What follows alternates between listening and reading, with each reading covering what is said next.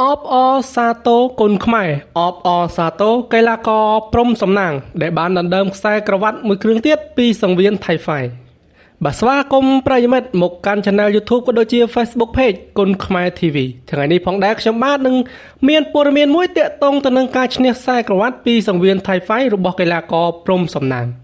បាទបើចង់ដឹងថាយ៉ាងណានោះតោះទៅតាមបានស្ដាប់ទាំងអស់គ្នាមិនធម្មតាគុណខ្មែរកីឡាករព្រំសំណាងបានឈ្នះខ្សែក្រវ៉ាត់មួយខ្សែពីសង្វៀនថៃហ្វៃបន្ទាប់ពីផ្ដួលកីឡាករសញ្ជាតិអង់គ្លេស Thomas ឲ្យសន្លប់ធំនៅក្នុងទឹកទី1ដោយប្រើជង្គង់បាទគួរបញ្ជាក់ផងដែរថាកីឡាករព្រំសំណាងគឺជាកីឡាករគុណខ្មែរទី2ហើយដែលបានឈ្នះខ្សែក្រវ៉ាត់ពីសង្វៀនលំដាប់ប្រទេសមួយនេះបន្ទាប់ពីកីឡាករធឿនធីរ៉ាដែលកាលនោះធឿនធីរ៉ាបានយកឈ្នះទៅលើកីឡាករសាយយុគភូផាន់មួងនៅក្នុងទឹកទី1ដោយកីឡាករព្រំសំណាងផងដែរ